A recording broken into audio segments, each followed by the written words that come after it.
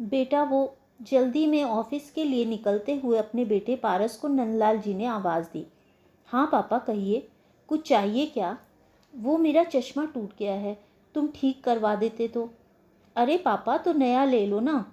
और उसने अपनी पत्नी रश्मि को आवाज़ लगाई।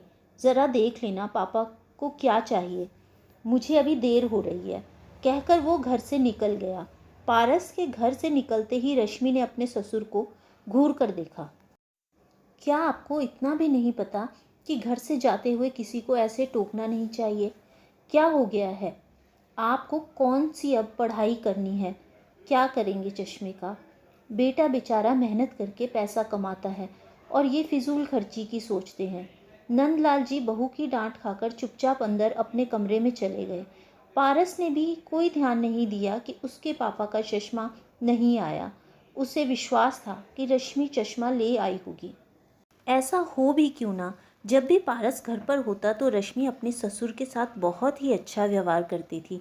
पारस को दिखा दिखा कर उनके सारे काम किया करती थी। इसी विश्वास में आकर घर का सारा काम रश्मि को सौंपकर वो निश्चिंत रहता था। खुद के पास तो उसको इतना समय नहीं था कि वो अपने पापा से कुछ देर बैठकर बात कर ले। उसे रश्मि के दोहरे चरित्र का कोई अंदाज़ा नहीं था। रोज जब पारस ऑफिस से आता, नंदलाल जी सोने जा चुके होते थे। पारस अपने पापा के बारे में पूछता तो रश्मि कहती कि उन्हें आराम करना होता है, फिर देर से उन्हें नींद नहीं आती, इसलिए वो जल्दी ही सो जाते हैं। पारस कभी समझ नहीं पाया कि रश्मि उसके पापा के साथ अच्छा व्यवहार नहीं करती है।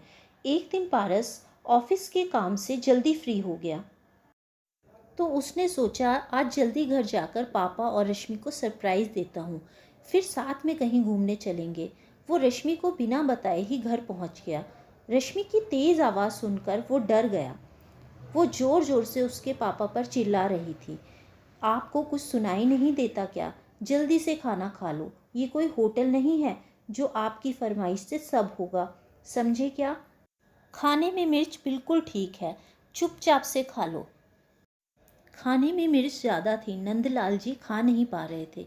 रश्मि फिर चिल्लाई, आप फालतू के ड्रामे मत करो, जल्दी से खाना खाओ और अपने कमरे में जाओ। और खबरदार अगर पारस से कुछ भी कहा। पारस यह सब सुनकर बहुत हैरान था। उसे बहुत गुस्सा आ रहा था। उसने खिड़की से झांक कर अपने पापा की प्लेट में देखा कि खाने में क्या है। उसने देखा कि 2 सूखी रोटी और एक सब्जी थी। जब रश्मि शांत हो गई तो वह घर के अंदर आया।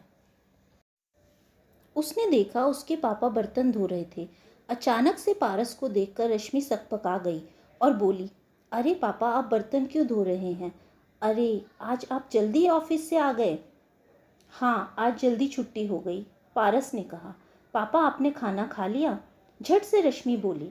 हाँ हाँ, पापा ने खाना खा लिया है। पापा, आप कमरे में जाइए, मैं आपकी दवाई लेकर आती हूँ। पारस, आप भी हाथ धो दीजिए, मैं खाना लगा देती हूँ। पारस ने देखा कि उसकी थाली में 2 सब्जियां, दाल, रायता, अचार, पापड़ और गर्मा गर्म रोटियां थी। अरे ये क्या, मुझे भी वही खाना दो जो तुम पापा को बड़े प्यार से खिला रही थी।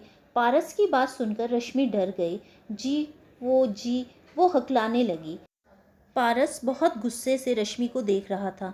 मैंने तुम पर विश्वास किया और तुम मेरे पापा के साथ ऐसा व्यवहार करती हो। तुम्हारी हिम्मत कैसे हुई मेरे पापा से ऐसे बात करने की? मैं तुम्हें अपने पापा के सामने बेइज्जत नहीं करना चाहता, इसलिए आज समझा रहा हूँ।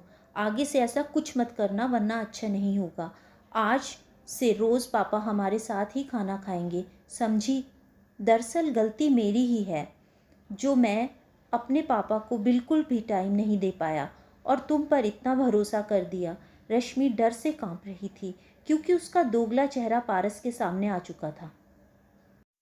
पारस उसी समय अपने पापा के पास गया और उनका हाथ पकड़ लिया और बोला, पापा मुझे माफ़ कर दीजिए, मैं आपकी तकलीफ़ को समझ नहीं पाया, लेकिन आज के बाद आपके साथ कुछ भी गलत नहीं होगा। आप हर बात मुझसे बेझिझक करिएगा और आज के बाद हम दोनों हमेशा साथ में खाना खाएंगे। दोनों की आंखों में आंसू थे। तो दोस्तों, उम्मीद है आपको आज की ये कहानी पसंद आई होगी। कहानी पसंद आई हो तो वीडियो को लाइक करें, चैनल को सब्सक्राइब करें ताकि आने वाली कहानियाँ आप तक पहुँचती रहें। Thank you friends.